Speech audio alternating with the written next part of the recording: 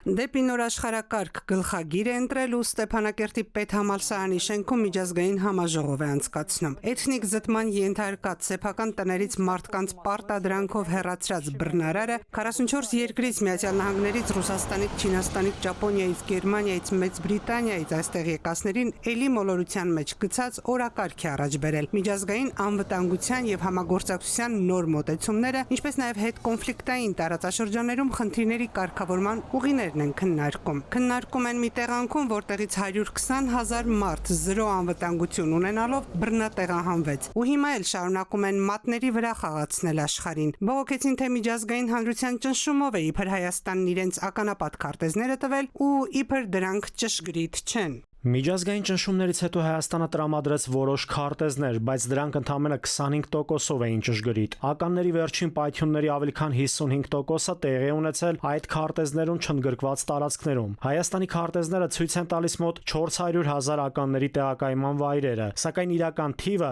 մոտ 1.5 միլիոն է։ Նրանք աղմուկ աղաղակի նոր կուրս են վերցրել, ձևակերպումներ են անում, թե ականների հարցում Հայաստանի մոտեցումը եւս մեկ քայլ է հետկոնֆլիկտային շրջանում տարածաշրջանում խաղաղության եւ վստահության ամրապնդման միջոցառումների ուղղությամբ։ Սպասում են, որ մեջբերում Երևանը կտրամադրի բոլոր ականապատ տարածքների ճշգրիտ քարտեզները, որը կապահովի ներքին տեղահանվածների անվտանգ վերադարձը եւ տուժած շրջանների վերակառուցումը։ Ինչ են ուզում, հիմա ինչ կա նրանց մտքին։ Հաջիզադեին զուգահեռ նրանց օմբուդսմեն Ալիևան էր ձայնակցում նույն տոնայնությամբ։ Ալիևը արդեն սկսել է քաղաքական փրփուրներից կախվել։ Մենք տվել ենք այդ քարտեզները,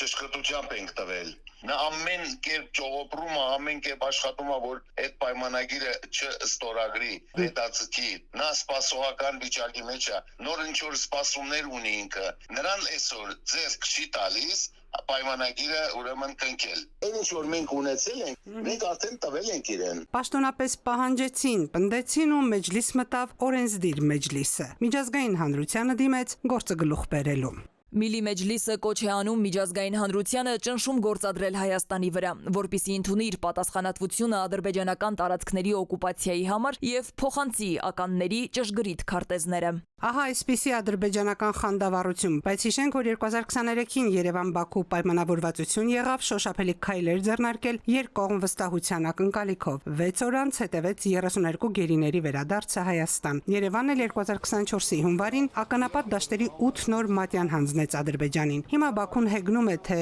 դրանք ճշգրիտ չեն։ Իրենք պայթում են ականների վրա։ Մեծ Բրիտանիայի դեսպանությունը շտապեց ցավակցել Բաքվին ադրբեջանցիների ականների վրա պայթելու առթիվ։ Մտահոգվեցին էլ Աղդամի եւ Ջաբրայելի շրջաններում ականային պայթյունների միջադեպերով։ Բրիտանիան իդեպ 2020-ից է դեռևս աջակցում Բաքվին ականազերծման գործում, եւ այս ամբողջ պատմության մեջ շատ առանցքային եւ ուշագրավ փաստ կա։ Ադրբեջանցիները ըստ էության պայթում են 90-ականներին պաշտպանության բանակի առաջխաղացումը կասեցնելու նպատակով հենց իրենց տեղադրած ականների վրա։ Սիանուշ Մուրադյան, ժամը լրատվական։